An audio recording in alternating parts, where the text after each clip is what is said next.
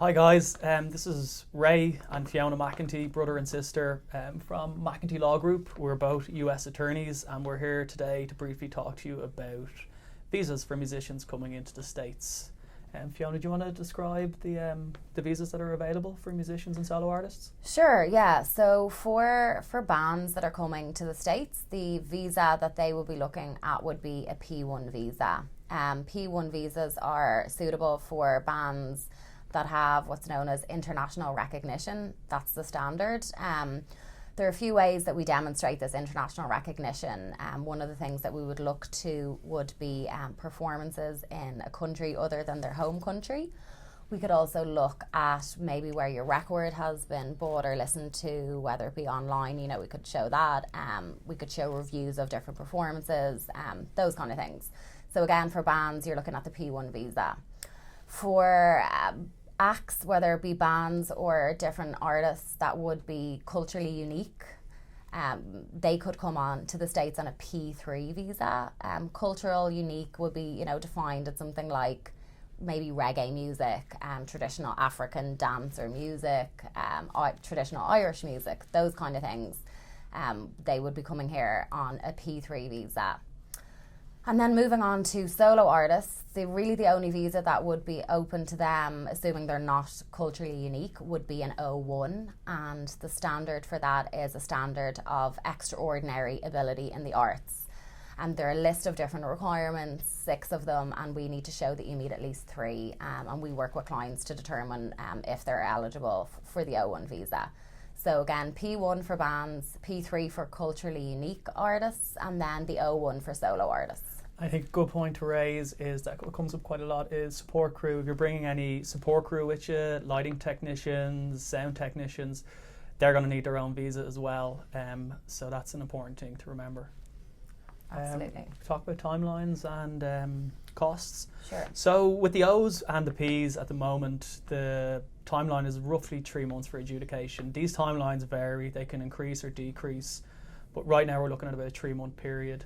There is an option, premium processing, which is an additional government filing fee, which will speed up the adjudication. It'll be 15 calendar days for adjudication.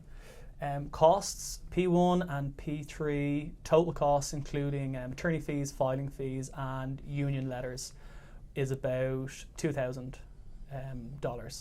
The O1 all in with attorney fees, filing fees is about $2,500. Yeah, including the union consultation, which is a requirement for pretty much for all of the performing visas.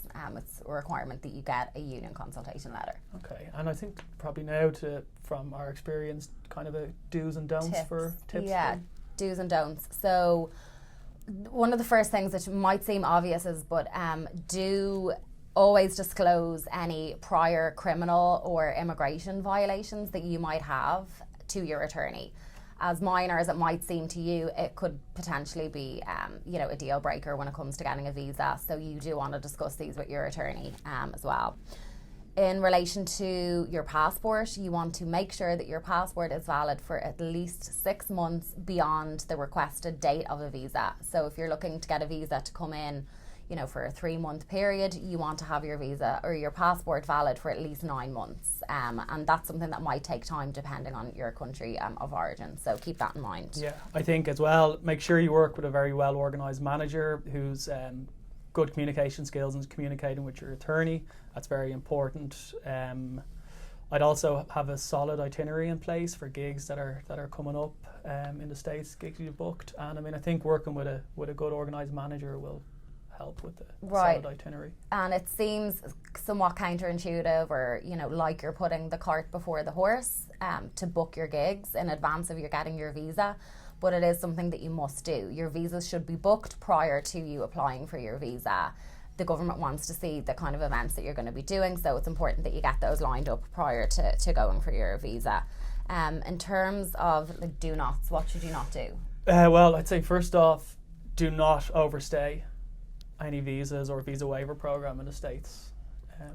Even by a 1 day overstay, might as well be a year. So don't overstay. Also, I feel a lot of times when bands are coming to the States, their checklist visas tend to be, they make their way down to the bottom of that checklist, and you shouldn't do that. Visas should be your priority. Sort that out first, because depending on the current processing times, they can take quite a while. Yeah, absolutely. And the last thing we want is for a band to miss a gig because they didn't get their visas lined up, and it happens all too often, which I'm sure you heard in the media. Finally, one thing that we would recommend is don't ever try to enter on the visa waiver program or on a B visitor's visa if you really do need a performing visa. And if you do have a question as to whether a visa is required, if you're coming in, let's say, to record an album or something like that, always consult with your attorney and they can advise you on whether or not a visa would be required. Yeah. And I guess if you any more questions, you can find us at mcentee.com or music visas as well. Okay. Thank thanks. you.